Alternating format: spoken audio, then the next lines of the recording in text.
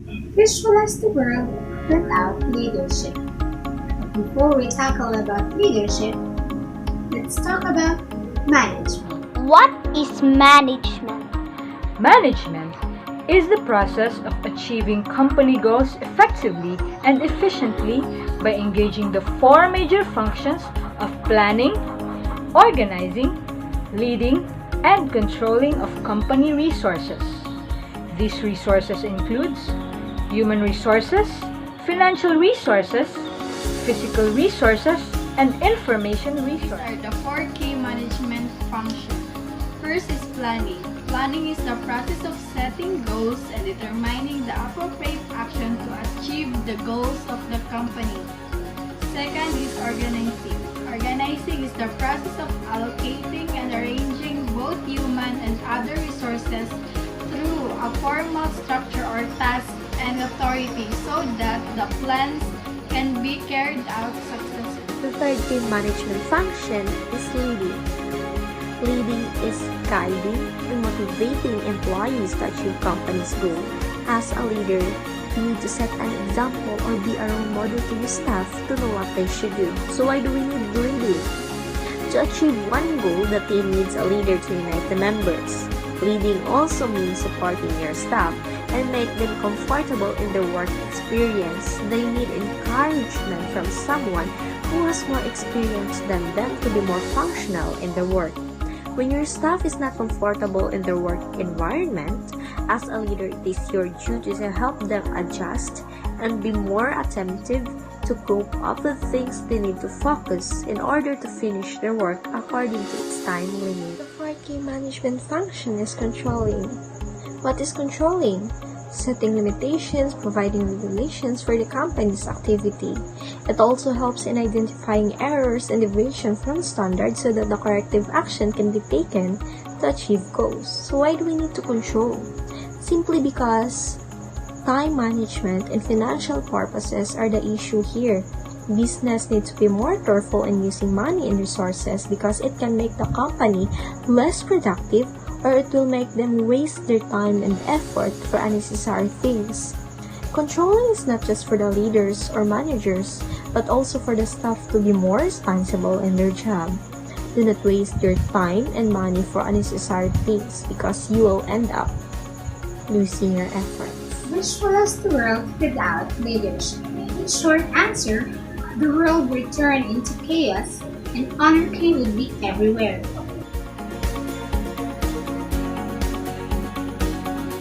What is leading?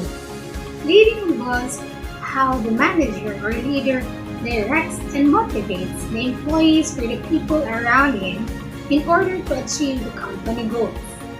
Leading by example helps other people see what lies ahead and act swiftly to counter any challenges along the way. It is also accomplished by communicating, motivating, inspiring, and encouraging employees towards productivity. Leading has vision, strategy, and creates value. It also deals with employees' behavioral traits. There are four types of leadership. The first leadership is the autocratic leadership, and the second is the democratic leadership, and the third is the bureau leadership. And lastly, the fourth leadership is the laissez-faire leadership. Good morning, everyone. I'm here to discuss about autocratic leadership. Its pros and cons, its very definition. Its pros and cons, it means advantages and disadvantages. So I'm going to discuss that here. Autocratic leadership is a management style wherein one person controls all decisions and take little input from other group members. Autocratic leaders make choices or decisions based on their own beliefs and do not involve others for their suggestions or advice. So it's basically like, if it's for a government, it's like a dictatorship where one guy just plans everything out and the rest of them just executes. Way of management that's pretty self-centered, in my opinion, but it does have its perks. So I'm going to discuss about its perks later on in the video. So, okay, let's go on to the characteristics.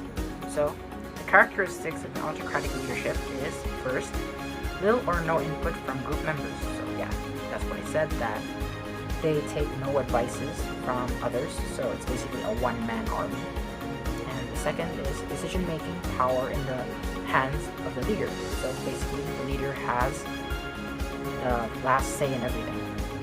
Third is dictation of all the work methods and process by group leaders. So yes, everything the leader does, he only dictates it.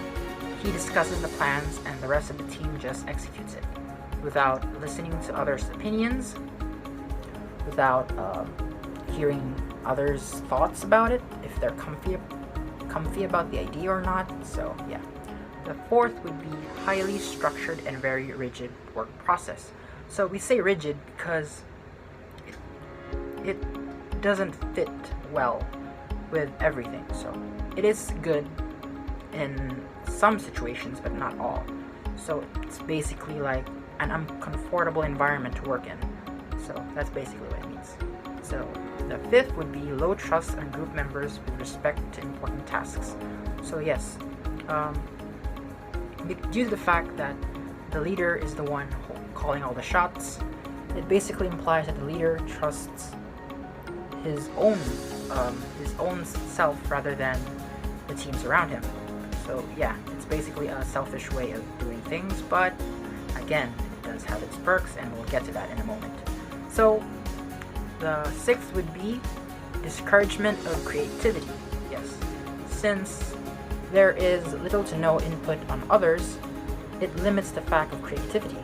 Like, for example, you're planning a construction and you already have a plan for it. But your plan is rather bland to your case, but it is rather simple and is doable. Like, it limits the fact of creativity.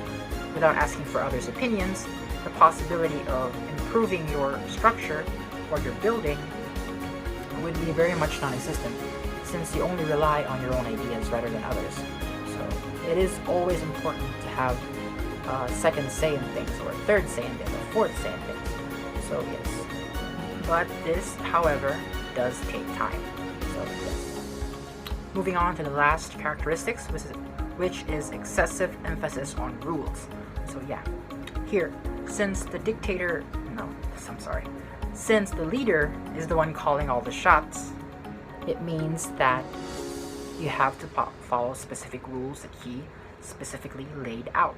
Since he's the one that made these instructions, you have to follow it to the letter. Since it's not your own ideas that you're doing, you have to follow his train of thought. So there's no just winging it. You have to go by the book, follow the guidelines to the letter. So yes. Okay, now we're going on for the advantages of autocratic leadership. So yeah, here are going to be the perks. So the first one, it helps a quick decision making. So yes, since there's only one guy calling all the shots, there's no need for deliberation or discussing the matter. Like, for example, if you're the example I said before, you're creating a structure, you're doing construction, you're making a home. Since that it's only you that's going to make the plan, once you make it, there's no deliberation, like there's no second say. So it's going to be like, after I've done the plan, we're going to execute this, and that's the end of that. That's it.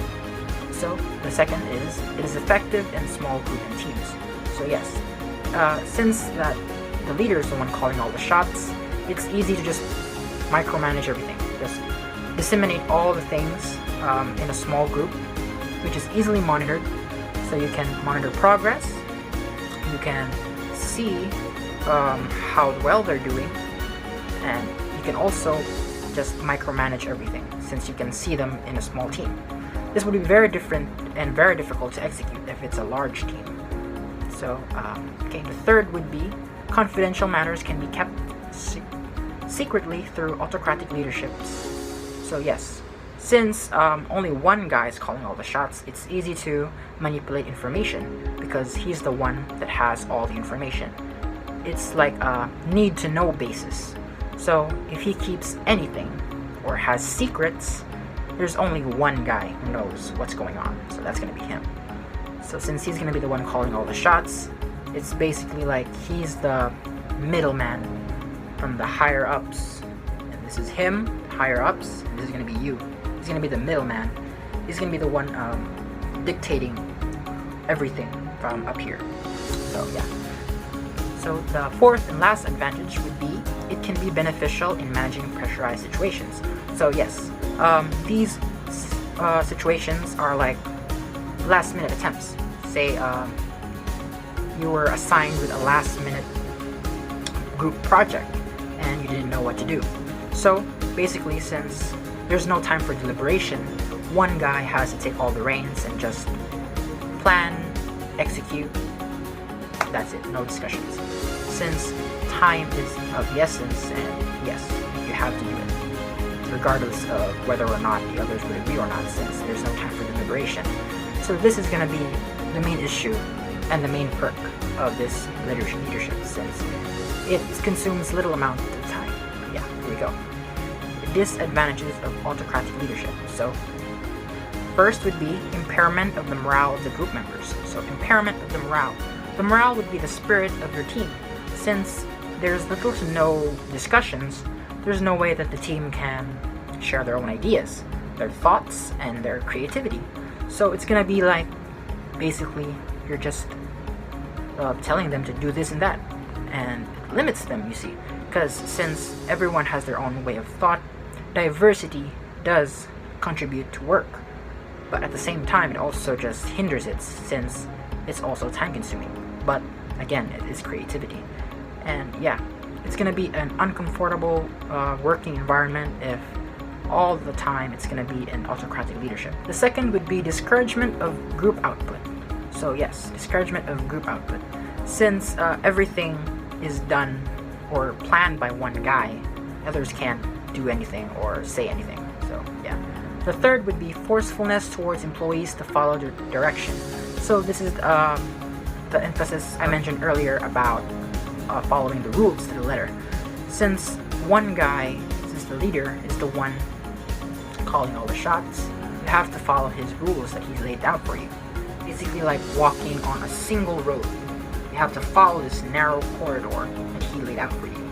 And you realize how difficult that is? Like, it's a small road and you're just gonna walk through it. Like, there's millions of roads, but he just says that we're gonna walk here. No talking, no nothing, just walk. You stop when you're telling you to stop. So that's basically it. And the fourth would be a non-utilization of creative ideas. So yeah, it's basically the same thing.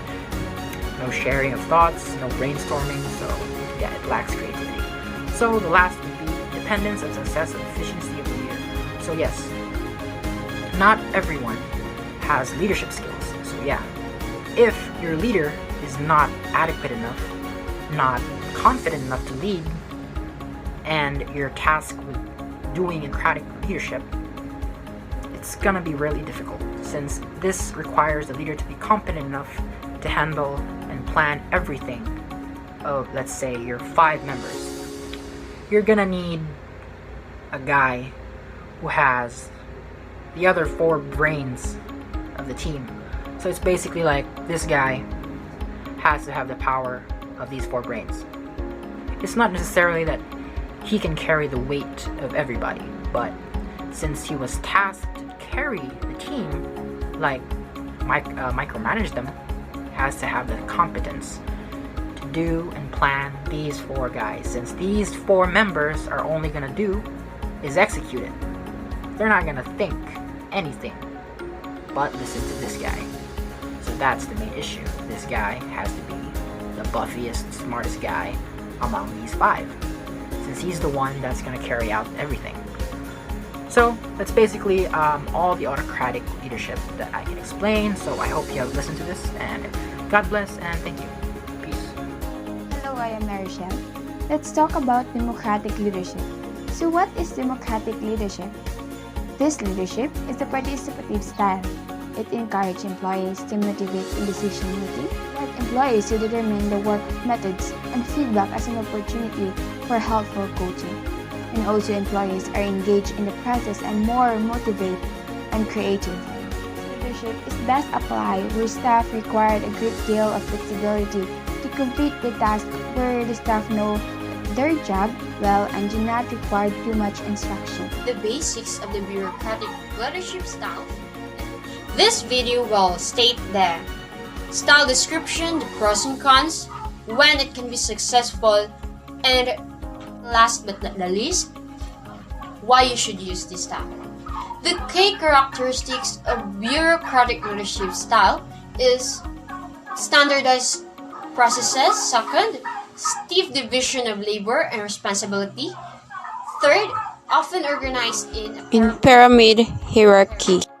Now let's talk about the advantages and disadvantages of bureaucratic leadership. First, advantages of bureaucratic leadership is easy to separate jobs from relationships, less nepotism, less bias, and more an objective outcome. And each person has a clearly defined rule and know what to do and when to do it. Now let's talk about the disadvantages. First, creativity is limited. We should follow the rules. Then, competition is discouraged. We need to stick to the routine, don't impress or don't overachieve. Lastly, it is very difficult and slow to adapt to changes.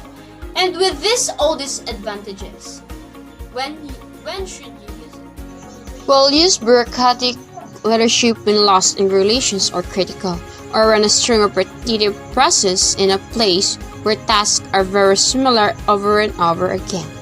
Avoid using bureaucratic when creativity, innovation, and change is important. Research and development in technologies. Use bureaucratic leadership when the conditions are right. It can be very effective in the right situation. What is laissez-faire leadership? It is a type of leadership style in which leaders are hands-off. Hands-off in a way that leaders, like managers, provide little direction and gives employees freedom to make their own decisions at work, and without requiring strict policies or methods. But this style can be effective if employees are highly qualified to an area of expertise. Although laissez-faire leadership does not fit in every organization, industry, or situation,